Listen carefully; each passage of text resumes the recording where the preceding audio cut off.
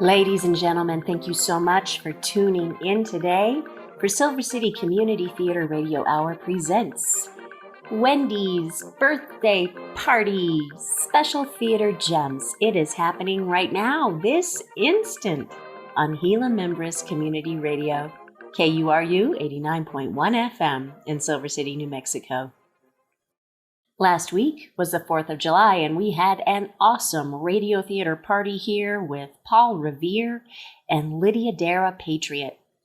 And since my birthday is always the week after the 4th, I thought I'd keep the party going and bring you some of my very favorite community theater memories and performances with the help of some very special friends. Leaping lizards! Golly! Jumping grasshoppers! Happy birthday! Happy birthday! Now, children, all together. Happy birthday to you. Happy birthday to you. Happy birthday, dear Annie. Happy birthday to you. Aw, you guys, that's so sweet. Hey, if you missed the episode with Little Orphan Annie's surprise party, that little chorus you just heard was orchestrated by our brilliant audio engineer, Mr. Chris Wellman of Mystic Way Productions. Thank you, Chris, for all that you do. We literally could not do this show without you. And helping me celebrate in this community theater radio birthday party are some very special performers. Doug Abbott, Zaya Pearson, Hallie Harris, Jim and Phyllis McQuaid, Mia Riley, Billy Dominguez, and Sarah Thrasher. Thank you all for gifting us with your talents today for this SCCT Radio Hour special presentation. And hey, if we haven't met yet, my name is Wendy Spurgeon, and I was born July 11th, 1970, which makes me 51? Hey, I'm having a great birthday so far. Just a little while ago, you might have caught Brenda McFarlane and myself at the park teaching a theater workshop to launch the SCCT Youth Theater Project for some amazing young people, ages 13 to 18 approximately. And we are just at the beginning of a grand adventure. You'll be hearing all about it here in the weeks to come on SCCT Radio Hour, so stay posted. You know, it's not an exaggeration to say that I've had a lifelong love affair with the performing arts and that I am passionate about community theater. So in today's episode, I'll share some, not all of them, it's only an hour, but I'll be sharing some of my favorite community theater gems that have touched my life along the way. So, beginning at the beginning, my first memory of community theater was of being a very small child, maybe 4 or 5, and I'm sitting on the floor with my fellow school children as we lean in and listen intently to this local storyteller as he recites the Cremation of Sam McGee.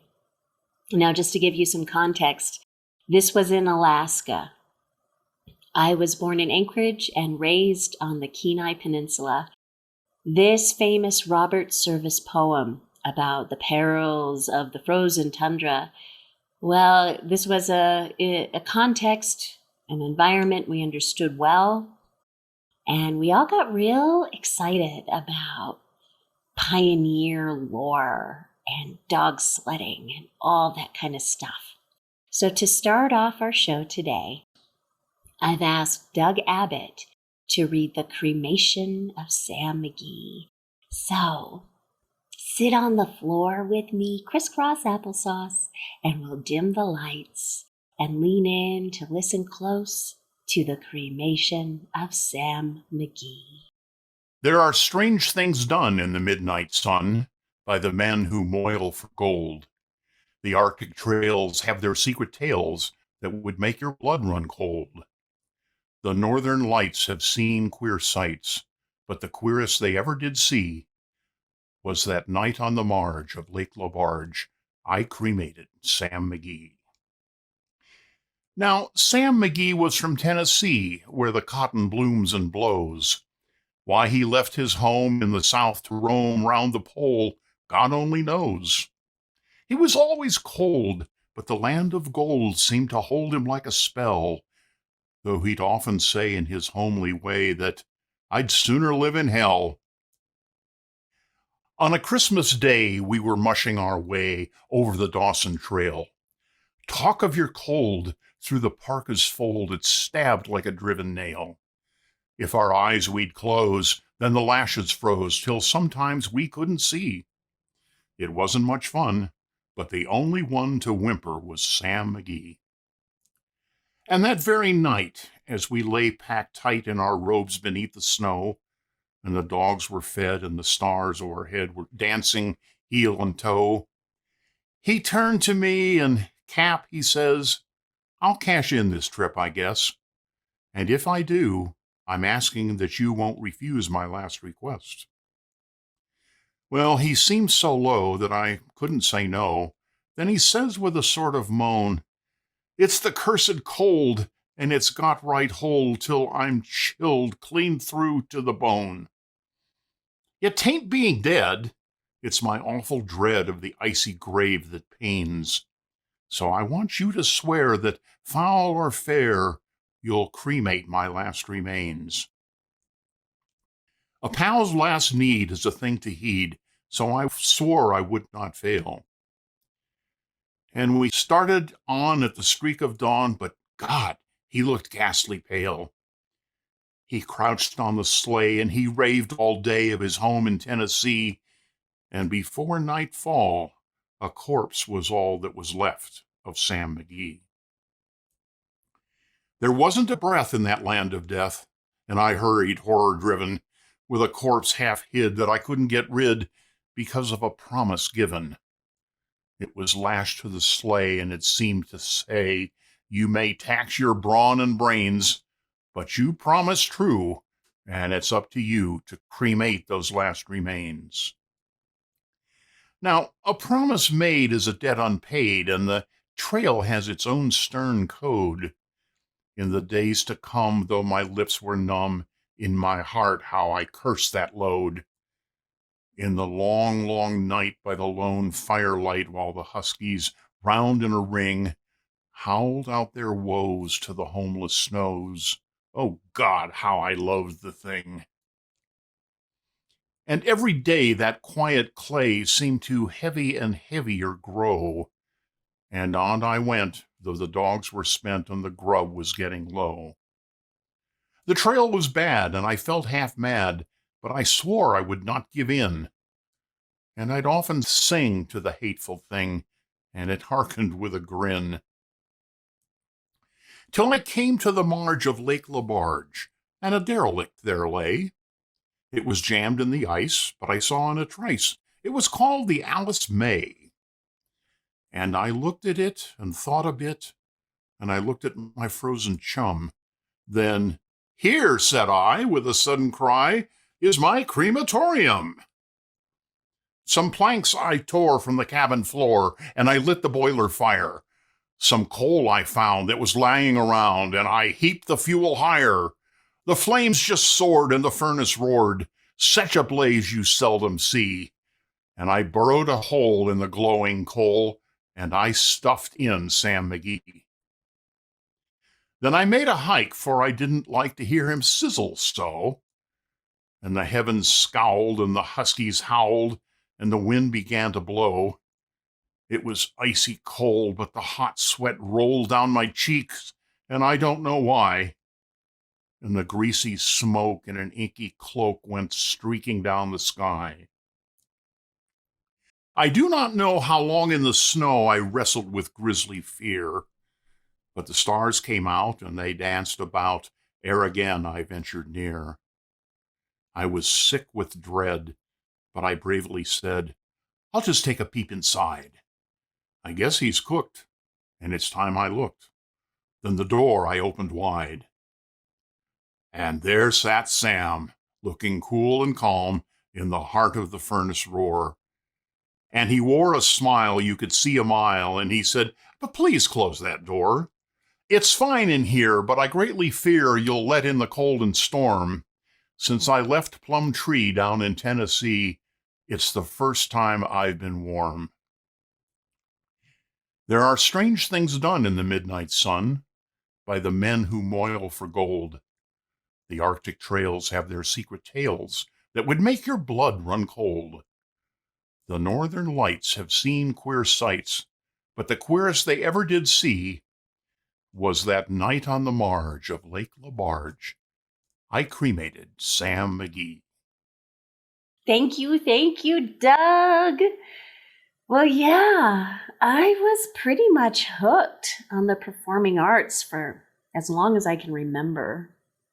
I would learn by watching and mimicking. I would listen to tapes or watch videos over and over, and I'd memorize the choreography and the rhythms and the inflections. And being kind of a shy, introverted person, that's kind of how I came out of my cancer shell from time to time. And my next significant theater memory as an actress was winning first place in the speech competition in the 4th grade. It was something through school. I remember calling it forensics. My mom signed me up. She picked out my speech for the category of comedic prose. It was Ladies First, a poem by Shel Silverstein, as interpreted by Marlo Thomas on the Free to Be You and Me album. Remember that? Well, my mom had me listen to that recording over and over until I had it memorized and I could do it in my sleep. And then we curled my hair like Shirley Temple and dressed me up just like the little lady in the story and flipped the go button. So here to bring the memory to life is a fabulous young actress in our community, Miss Zaya Pearson, reading Ladies First. Did you hear the one about the little girl who was a tender, sweet young thing? Well, that's the way she thought of herself. And this tender, sweet young thing spent a great deal of time just looking in the mirror and saying, I am a real lady. Anybody could tell that. I wear lovely starched cotton dresses with matching ribbons and my lovely curly locks. I wear clean white socks and shiny black patterned leather shoes. And I always put a dab of perfume behind each ear. When she was at the end of the lunch line at school, all she had to say was, Ladies first, ladies first. And she'd get right up to the front of the line. Well, her life went on like that for quite a while, and she wound up having a pretty good time. You know, admiring herself in mirrors and always getting to be first in line and stuff like that. And then one day, she went exploring with a whole group of other people through the wilds and the deeps of the beastly jungle.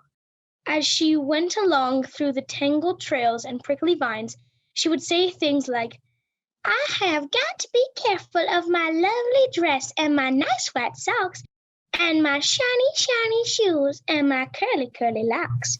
So would somebody please clear the way for me? And they did.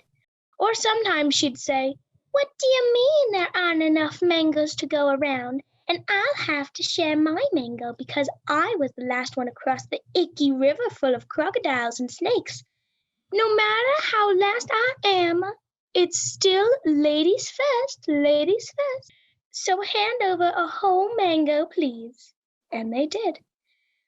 Well, then guess what happened? Out of nowhere, the exploring party was seized, grabbed by a bunch of hungry tigers. And these tigers tied up the people and dragged them back into their tiger lair, where they sniffed around, trying to decide what would make the best dinner. How about this one? Said the tiger chief. Nah, too bony, said the others. What about this one? It's got a lot of meat on it. meaty but muscly.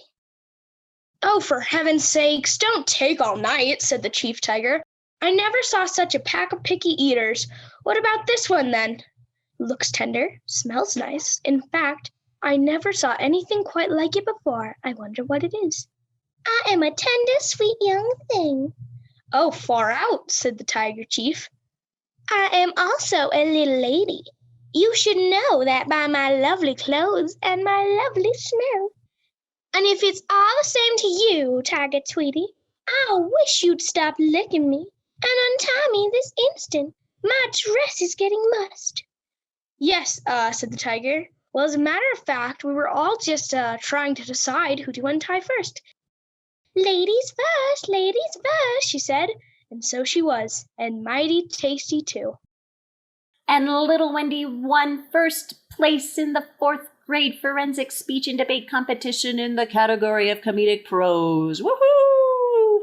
Zaya and little Wendy, why don't you hold hands and take a bow?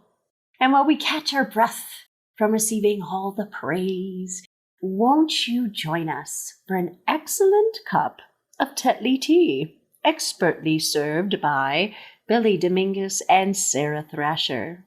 We're making 2 cups of tea using 2 bags of another leading tea to 1 Tetley tea bag. You might expect the other brand to become twice as dark as Tetley, but after 4 minutes, the difference is far less than you might have thought. 1 Tetley tea bag brews tea just about as deep and dark as the other 2 tea bags. So if you prefer a darker tea, Tetley is the one. I like those tiny little tea leaves in Tetley Tea. Now that is lovely. Thank you, Billy and Sarah, for serving that up. And if you're just tuning in now, you are listening to Gila Members Community Radio, KURU 89.1 FM in Silver City, New Mexico, and streaming online at gmcr.org, a voice and a choice for Southwest New Mexico. I'm Wendy Spurgeon, your hostess here at Silver City Community Theater Radio Hour, and today is my birthday! Woohoo! So, to help me celebrate, I've got some special guests that have recorded scenes and solo pieces that were milestones along my lifelong love affair with the performing arts. Theater, it really is a craft. It is meant to be studied, practiced, performed, and polished. And I was blessed with a mom that supported my passions and a community that nurtured my talents. And that's what Silver City Community Theater is here for. It's here for you. There's an important place for you as an audience, as a student, or as a practitioner of the craft, or as a sponsor, donor, or volunteer. If community theater has made a difference in your life, like it has mine, then you can make a difference in the life of this community theater. So find out more at www.silvercitycommunitytheater.com. Now back to the party. Whew, okay, flash forward. Now we're in junior high. And I have a super inspiring experience with real life professional actors that have traveled from the Oregon Shakespeare Festival. They were on school tour up in Alaska. So I had this special experience. I got to do a workshop with them and a show with them. And it inspired me to move to Ashland, Oregon to pursue my Bachelor of Fine Arts degree in theater from Southern Oregon University. Now in Ashland, I'm in my 2nd year. I was cast in a student-directed one-act called The Stronger.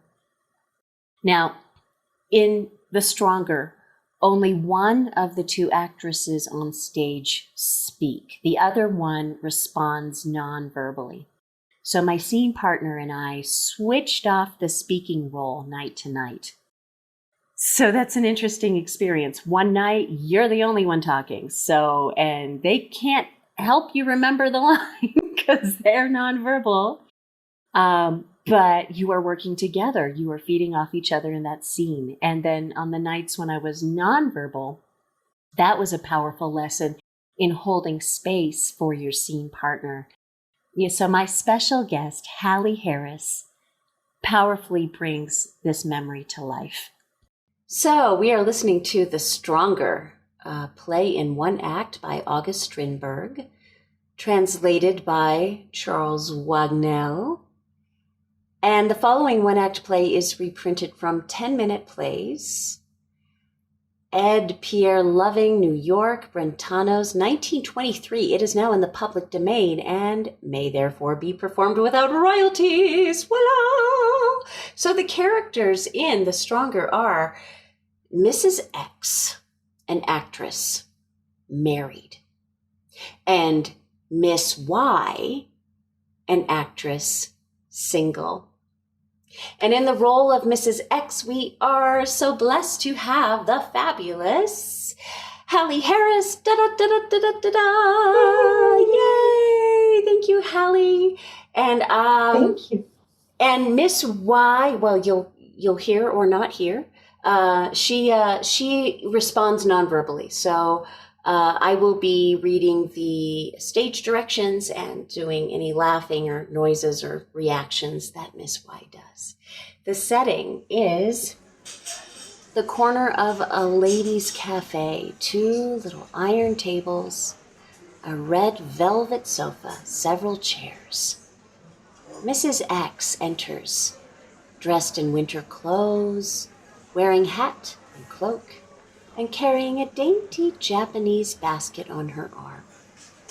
Miss Y sits beside a half-empty beer bottle, reading an illustrated newspaper, which later she changes for another. Good evening, Amelia. You're sitting here alone on Christmas Eve like a poor old maid. Miss Y glances up from the newspaper, nods, and resumes her reading. Do you know it worries me to see you this way? Alone in a cafe, and on Christmas Eve, too. It makes me feel as I did that time when I saw a bridal party in a Paris restaurant. The bride sitting reading a comic paper, while the groom played billiards with the witnesses. Thought I. With such a beginning, what a sequel and what an ending. He played billiards on his wedding evening, and she read a comic paper. But that is neither here nor there. The waiter enters, places a cup of chocolate before Mrs. X, and goes out. I tell you what, Amelia, I believe you would have done better to have kept him. Do you remember?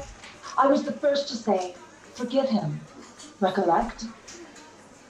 Then you would have been married now and have had a home. Remember that Christmas in the country. How happy you were with your fiancé's parents and how you enjoyed the happiness of their home, yet longed for the theater. Yes, Amelia dear, home is the best of all, next to the theater.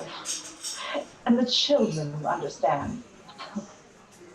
But that you don't understand. Here, you can see what I've brought for my little pigs. Look at this. This is for Liza. See? And here is Maya's popgun. She loads and shoots at Miss Y, who makes a startled gesture. Were you frightened? Do you think I should like to shoot you? What? Oh, my soul. I don't believe you thought that. If you wanted to shoot me, that wouldn't surprise me, because I came in your way, and that, I know you can never forget. But I was quite innocent.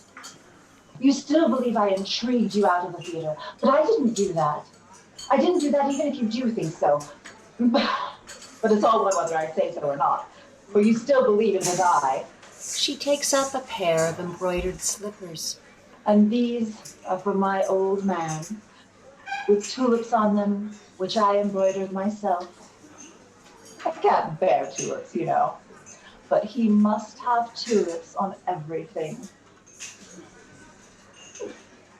See what little feet Bob has. What? Oh, and you ought to see how elegantly he walks. You've never seen him in slippers?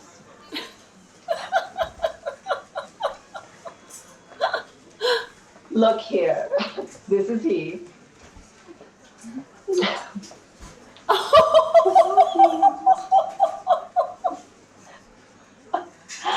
And when he is peeved, see, he stamps like this with his foot. What? Damn that cook, she never can learn to make coffee. Ah, now those idiots haven't trimmed the lamp wick straight. And then he wears out the soles and his feet freeze. Ugh, how cold it is, and the stupid fools never can keep the fire in the heater. She rubs together the slipper's soles and uppers. Miss Y laughs clearly. And then he comes home and has to hunt for his slippers, which Marie has stuck under the chiffonier. Oh, but it is a sin to sit here and make fun of one's husband. He's a pretty good little husband. You ought to have such a husband, Amelia. What are you laughing at? What? And then I know he's true to me. Yes, I know that because he told me himself. What are you tittering about? When I came back from my tour of Norway, that shameless Frederica came and wanted to elope with him. Can you imagine anything so infamous? But I'd have scratched her eyes out if she had come to see him when I was at home. It was good that Bob spoke of it himself, and that it didn't reach me through gossip. But Frederica wasn't the only one. Would you believe it? I don't know why, but women are crazy about my husband. They must think he has something to say about theater engagements because he's connected with the government. Perhaps you were there yourself and tried to influence him. I don't trust you any too much. But I know he's not concerned about you, and you seem to have a grudge against him. Come to see us this evening, Amelia, and show that you're not angry with us. Not angry with me, at any rate. I don't know why, but it's so uncomfortable to have you an enemy. Possibly it's because I came in your way, or I don't really know just why.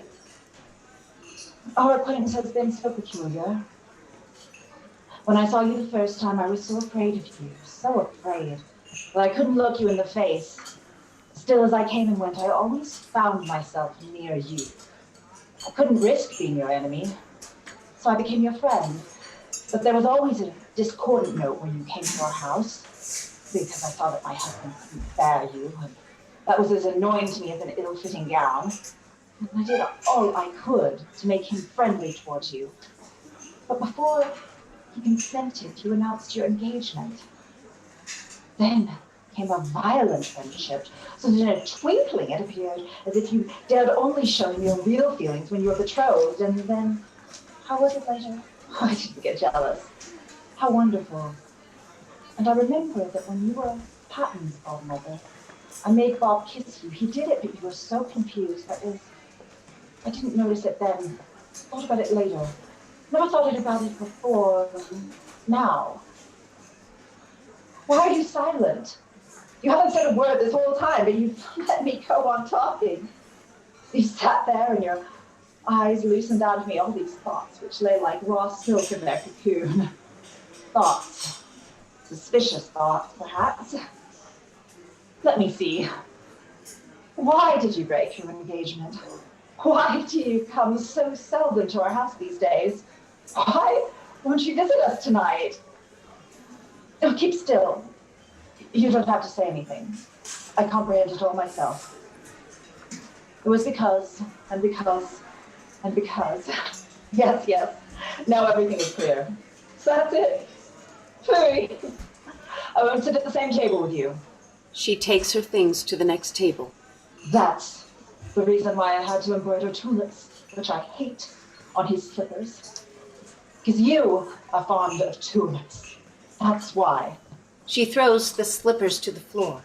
We go to the mountains during the summer because you don't like the sea air. That's why my boy is named Easkill, because it's your father's name. That's why I wear your colors, read your authors, eat your pet dishes, Drink your beverages. This chocolate, for example, that's why. Oh my God. It's fearful when I think about it. It's fearful. Everything came from you to me. Even your passion. Your soul crept into mine like a worm into an apple, ate and ate, grubbed and grubbed until nothing was left but the rind within. I wanted to fly from you, but I couldn't. You lay like a snake and enchanted me with your black eye. I felt as if the branch gave way and let me fall.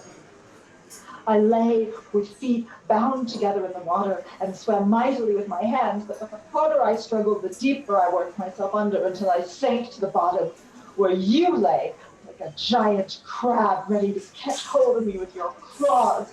And I just lay there, Chewy. Oh, I hate you, hate you, hate you. It's you. You only sit there and keep silent, peacefully, indifferently. Indifferent as to whether the moon waxes or wanes, whether it is Christmas or New Year, whether others are happy or unhappy, without the ability to hate or to love, as composed as a stork by a mouse hole. You can't make conquests yourself. You can't keep a man's love, but you can steal away that love from others. Here you sit in your corner. Do you know they have named a mousetrap after you? And read your newspapers in order to see if anything has happened to anyone, or who's had a bit of bad luck, or who has left the theater. Here you sit and review your work, calculating your mischief as a pilot does his course, collecting your tribute. Poor Amelia. Do you know that I'm really sorry for you because you are so unhappy? Unhappy, like a wounded animal, and spiteful because you are wounded. I can't be angry with you, no matter how much I want to be, because you've come out at the small end of the horn. Yes, that affair with Bob. I don't care about it. What is that to me, after all? And if I learned to drink chocolate from you, or from somebody else, what difference does it make? She drinks a spoonful out of the cup, knowingly. Besides, chocolate is very helpful. And if you taught me how to dress, that only makes me more attractive to my husband. And you lost what I won. Yes, to sum up, I believe you have lost him. It was certainly your intent that I should go my own road. Do as you did and regret as you now regret. But I don't do that. We won't be mean, will we? And why should I take only what nobody else will have? Possibly, all in all, I am really the stronger. You get nothing from me, but you gave me much. And now I appear like a thief to you. You wake up and find I possess what you have lost. How was it that everything in your hands was worthless and sterile? You can hold no man's love with your tulips and your passion as I can. You can't learn housekeeping from your authors, as I have done. You have no little Easkill to cherish, even if your father was named Easkill.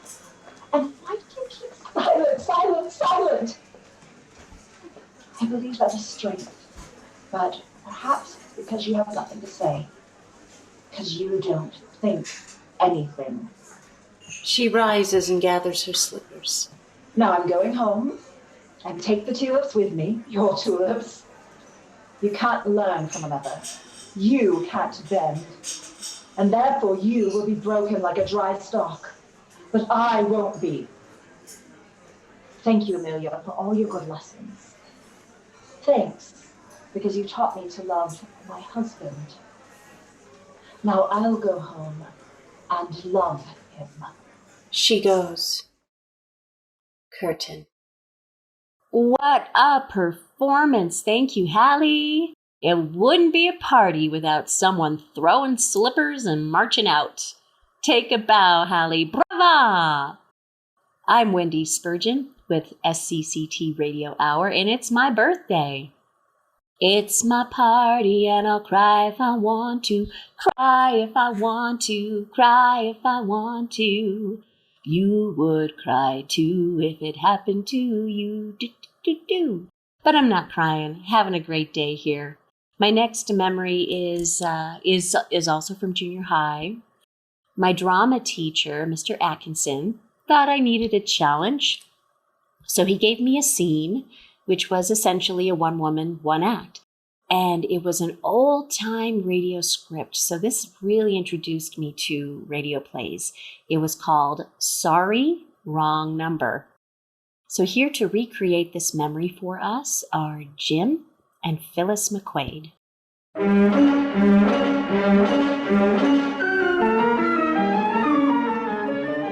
This is the Man in Black, here to introduce this weekly half hour of Suspense. Tonight, from Hollywood, we proudly present one of the most compelling actresses of our time, Miss Agnes Moorehead. Miss Moorehead appears in a new study in terror by Lucille Fletcher called Sorry, Wrong Number. This story of a woman who accidentally overheard a conversation with death and who strove frantically to prevent murder from claiming an innocent victim is tonight's tale of Suspense. If you have been with us on these Tuesday nights, you will know that suspense is compounded of mystery and suspicion and dangerous adventure. In this series are tales calculated to intrigue you, stir your nerves, to offer you a precarious situation, then withhold the solution until the last possible moment. And so it is with Sorry, Wrong Number and the performance of Agnes Moorehead. We again hope to keep you in suspense.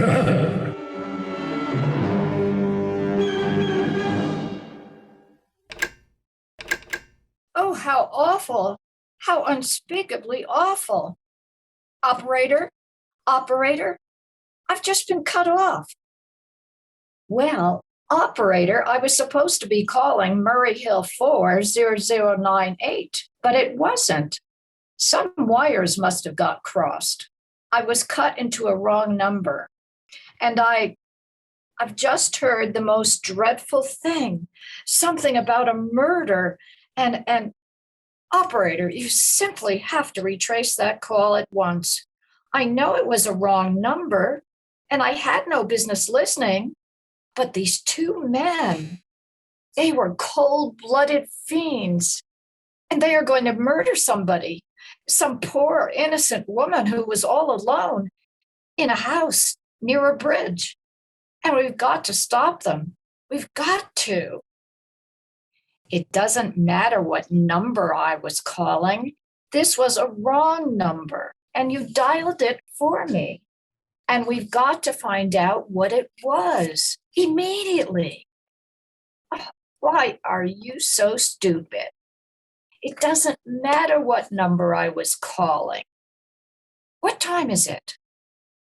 I don't want the chief operator.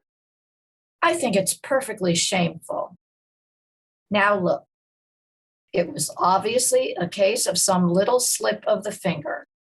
I told you to try Murray Hill 40098 for me, and you dialed it, but your finger must have slipped. And I was connected with some other number. And I could hear them, but they couldn't hear me. Now, I simply fail to see why you couldn't make that same mistake again on purpose. Why couldn't you try to dial Murray Hill 40098 in the same careless way? All right, dial Murray Hill 40098. Only carelessly, please. Thank you. Oh, busy. I know Murray Hill 40098 is busy. Operator, you didn't try to get that wrong number at all. I asked you explicitly, and all you did was dial correctly. Can't you for once forget what number I'm calling and do something for me? Well, I want to trace that call. It's my civic duty, and it's your civic duty to trace that call. and apprehend those dangerous killers. And if you won't, all right, get me the chief operator. Oh, very well. Please do. All this talk can't make anyone understand. It takes so much time to get anyone. Chief operator, I want you to trace a call, a telephone call, immediately. I don't know where it came from or who was making it, but it's absolutely necessary that it be tracked down because it was about a murder that someone's planning. A terrible, cold-blooded murder of a poor, innocent woman tonight at 11:15. Can you trace it for me? Can you track down those men? It depends. It depends on what? Has it been disconnected? Of course it's been disconnected. That was at least 5 minutes ago. And they didn't seem to be the type that would make a long call. My name is Mrs. Stevenson, Mrs. Elbert Stevenson. But listen, my telephone number is Plaza 3 2093. But if you go on wasting all this time, why do I want the call traced? Why? Oh, no reason. I mean, I merely felt very strongly that something ought to be done about it. These men sounded like killers. They're dangerous. They're going to murder this woman 11:15 tonight. And I thought the police ought to know. No, I haven't reported it to the police. Well, no, not yet. Yes, but meanwhile, oh, for heaven's sakes, you mean to tell me I can't check this call as a private individual when there's going to be a murder without getting tied up in all this red tape? Oh, why, it's perfectly idiotic. I'll call the police. Ugh. Ridiculous. I've never heard of such nonsense. Police department. I can't see why you have to go through all this business. The police department. Get me the police department, please. Oh dear, do you have to dial? Can't you ring them direct? All this time wasted. Police department? Oh, this is Mrs. Stevenson. Mrs. Elbert Smythe Stevenson of 5353 North Sutton Place. I'm calling to report a murder. I mean that the murder hasn't been committed yet, but I just overheard plans for it over the telephone, over a wrong number that the operator gave me. Yes, positively. It was a perfectly definite murder. I heard their plans distinctly. 2 men were talking, and they were going to murder some woman at 11:15 tonight. She lived in a house near a bridge. Are you concentrating on this? You sound sleepy. And there was a private patrolman on the street. He was going to go around for a beer on 2nd Avenue. And there was a third man, a client, who was paying to have this poor woman murdered. They were going to take her rings and bracelets and use a knife. Well, it's unnerved me dreadfully, and I'm not well, and I'm very nervous. Oh, dear. My name is Mrs. Stevenson, Mrs. Elbert Stevenson. Oh, my address is 53 North Sutton Place. That's near a bridge, the Queensboro Bridge. You know, and we have a private patrolman on our street. And 2nd Avenue is the next street. Oh, well, I was calling Murray Hill 40098, but that wasn't the number I overheard. I mean, Murray Hill 40098 is my husband's office. He's working late tonight. and his line was busy, and I was trying to reach him to ask him to come home. I'm an invalid, you know, and it's the maid's night out. And you'll look into it? The whole thing calls for a search, a complete and thorough search of the whole city.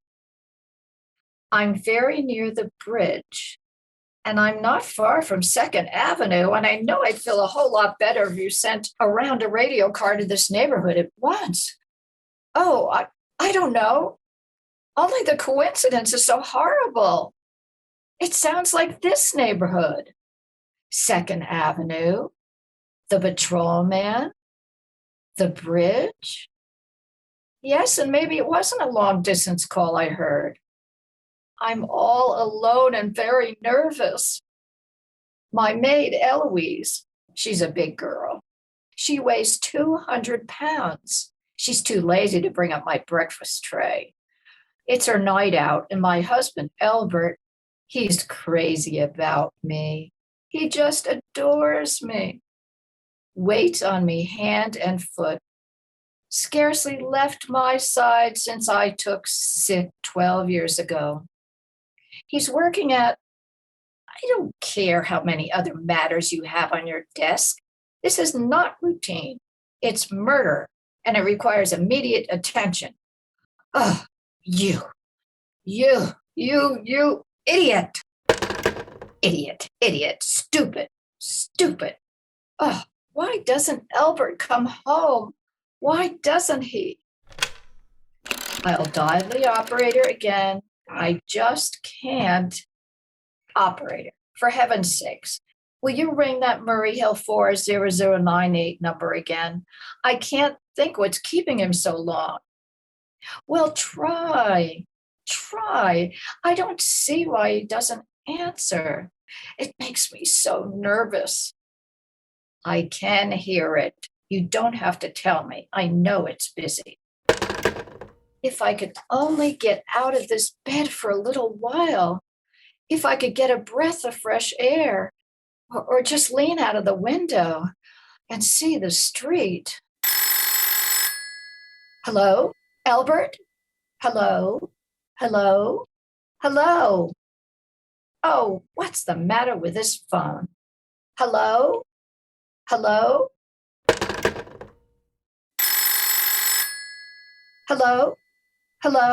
Oh, for heaven's sakes, who is this? Hello? Who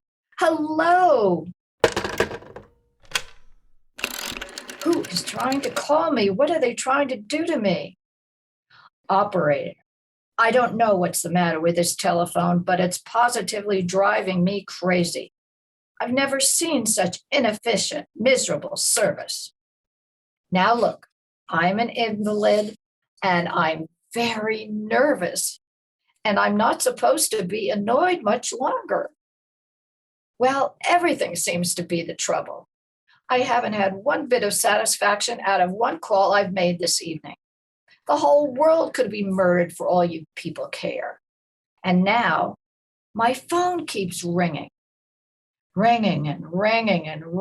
every 5 seconds or so. And when I pick it up, there's no one there. I don't want you to test my phone for me.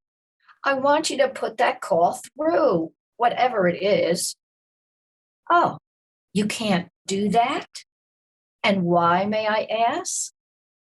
And meanwhile, I've got to sit here in my bed, suffering every time that phone rings, imagining everything.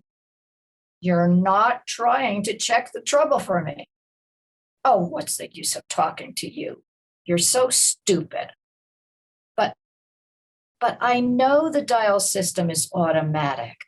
Oh, young woman, I don't know your name, but there are ways of finding out, and I'm going to report you to your superiors for the most unpardonable rudeness. Oh, give me the business office at once. Dial it direct.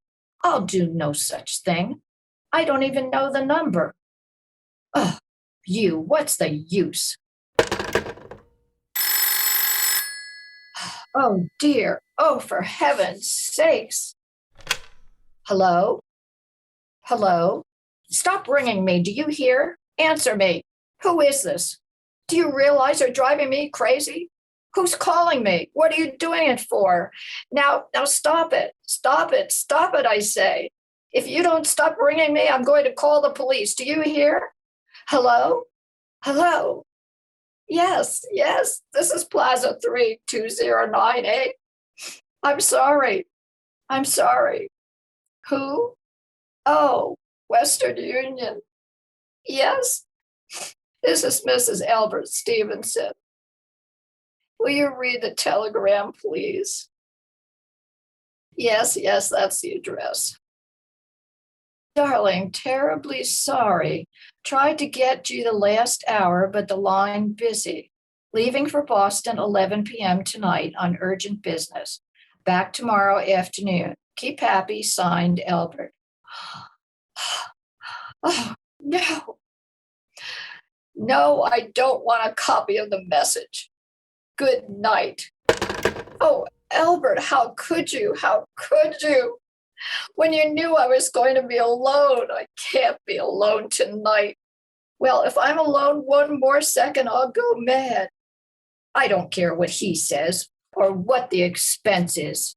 I'm a sick woman. I'm entitled to a little consideration.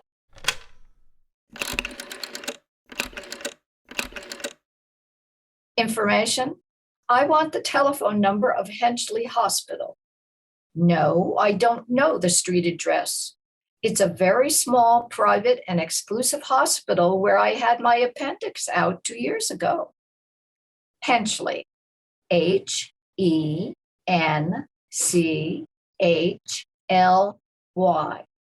Please hurry. And please, what is the time? Oh, for heaven's sakes, I've no time to dial. What is the number of Henchley Hospital? Butterfile 39970.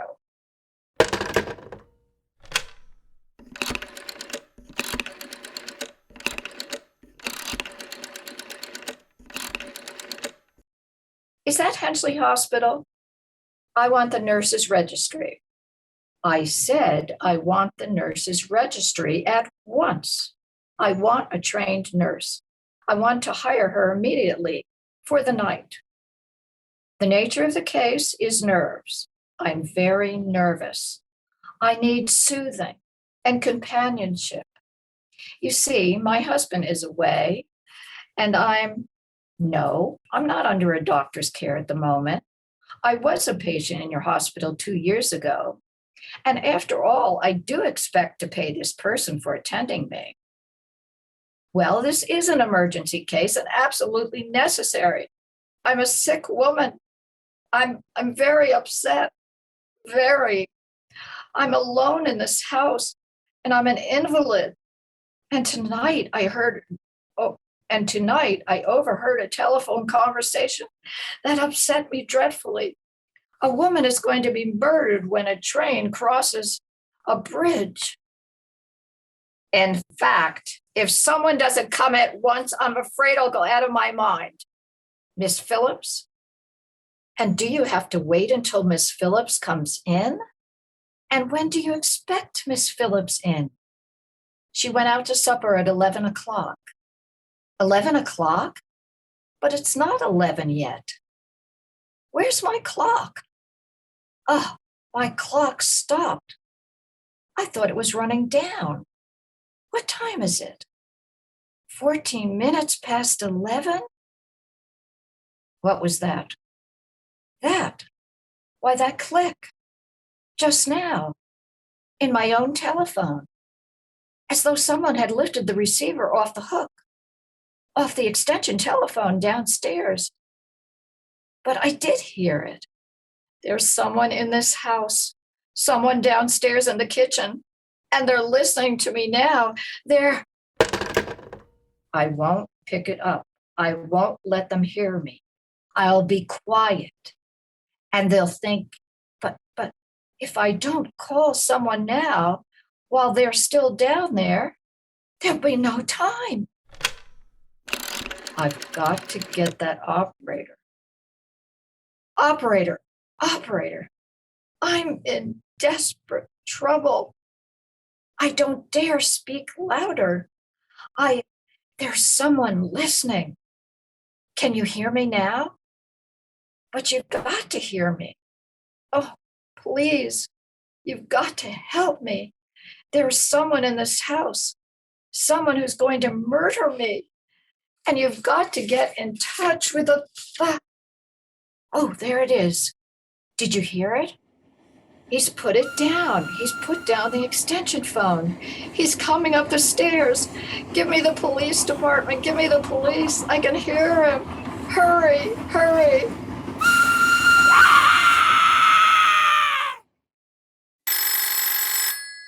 Police Department, Precinct 43, Sergeant Martin speaking. Police Department, Precinct 43, Sergeant Martin speaking. Yes, sir. What, sir? Wrong number? Okay. Good night, sir.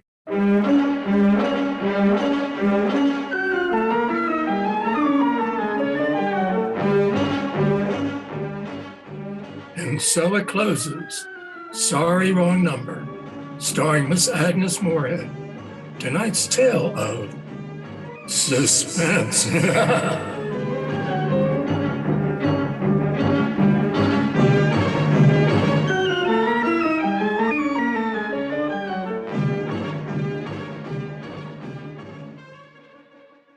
Take a bow, Jim and Phyllis. Woohoo! And Chris Wellman of Mystic Way Productions. Great work. So many phone rings and hang-ups. Thanks for making the party happen.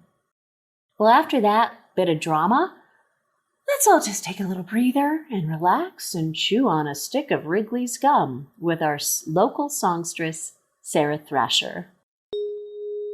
When you've got a job to do, reach for something good to chew. Chewing helps you stand the pace, anytime and any place. So, hi-ho, hey, hey, chew your little troubles away. Hi-ho, hey, hey, chew Wrigley Spearmint Gum. Work goes faster, smoother too. Life seems brighter when you chew. Hi-ho, hey, hey, chew Wrigley Spearmint Gum. It's good to sink your teeth into Wrigley Spearmint Gum. That lively flavor freshens your mouth, and a good chewing helps make the job go smoother and faster. Enjoy chewing Wrigley Spearmint Gum every day, as millions do. Hi-ho, hey, hey, chew your little troubles away. Hi-ho, hey, hey, chew Wrigley Spearmint Gum. Now, what a lovely bit of freshness we're enjoying today on Gila Mimbres Community Radio. KURU 89.1 FM, Silver City, New Mexico, also streaming online at gmcr.org. Ladies and gentlemen, I'd like to close this birthday party with the moment I realized I was going to make a career in the performing arts. Now, again, it was back in junior high. Remember the OSF school tour actors who showed up in Alaska? Well, it was then I realized that people actually did this for a living and got paid. And they saw that I took direction well and gave me Puck's Epilogue from A Midsummer Night's Dream to close the show. So to help us out, please welcome back Mia Riley with Puck's Epilogue. If we shadows have offended, think but this, and all is mended. That you have but slumbered here, while these visions did appear.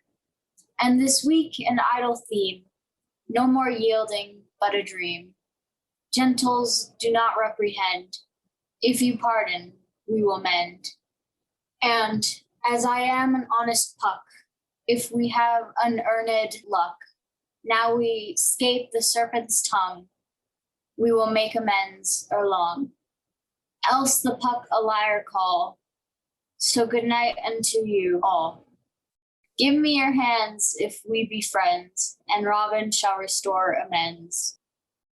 Oh, Mia blessed us and then she flew away. Thank you, Mia.